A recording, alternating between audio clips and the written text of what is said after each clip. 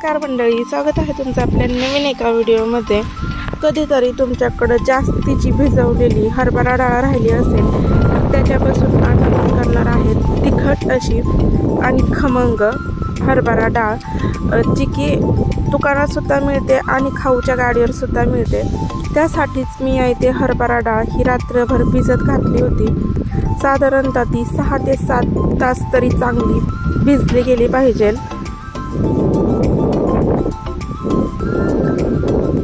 त्यानंतर दुसऱ्या दिवशी सकाळी आता मी ही डाळ स्वच्छ पाण्याने धुवून घेणार आहे। 1 ते 2 पाण्याने धुतल्यानंतर तिला आपल्याला छान अशी कोरडी करून घ्यायची आहे। त्यासाठी मी इथे एक रुमाल अंथरलेला आहे किंवा नॅपकिन, तुम्ही नॅपकिनचा वापर करू शकता किंवा रुमालाचा सुद्धा वापर या इथे करू शकता।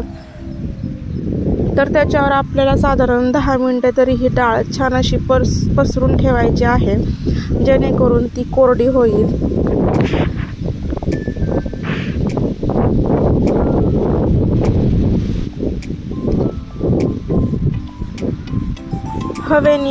हवेने ती डाळ कोरडी होतेच, तसंच आपण तिला थोडीशी पुसून देखील घेतली पाहिजे, त्यामुळे सुद्धा ती डाळ लवकर अशी कोरडी होईल।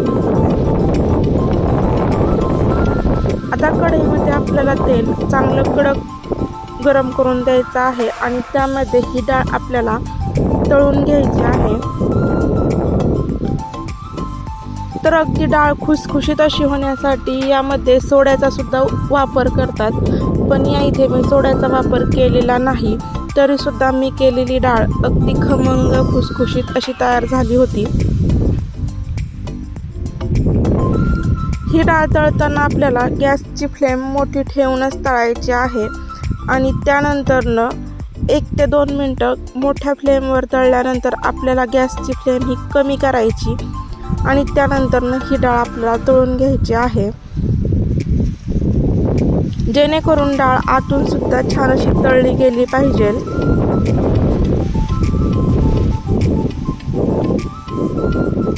डाळीचा रंग आपल्याला अगदीच लाल नाही करायचा, हलकीशी सोनेरी रंग येईपर्यंत आपल्याला ती तळून द्यायची आहे।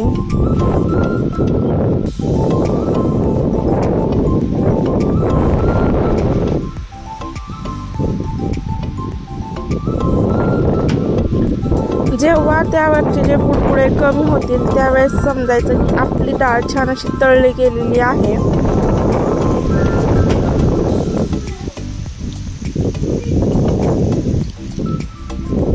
तर या इथे तुम्ही पाहू शकता आपली डाळ इतकी वाजल इतपत आपल्याला ती तळून द्यायची आहे आणि ती थोडीशी तेलसर असल्यामुळे ती डाळ लगेच आपली वाजत नाही, पण ज्यावेळेस त्यामध्ये जे तेल छान असं मुरल त्यावेळेस ती डाळ छान अशी कडक होते।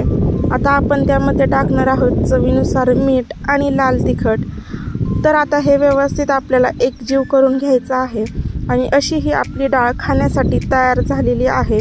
तुम्हाला जर आपला व्हिडिओ आवडला असेल तर व्हिडिओ नक्कीच लाईक करा, शेअर करा आणि सबस्क्राईब करायला मात्र विसरू नका। आपले आणखीन 2 चॅनल आहेत, त्याची लिंक मी इथे डिस्क्रिप्शन बॉक्समध्ये देईल, तिथे पण जाऊन तुम्ही नक्की सबस्क्राईब करा। व्हिडिओ पाहिल्याबद्दल धन्यवाद।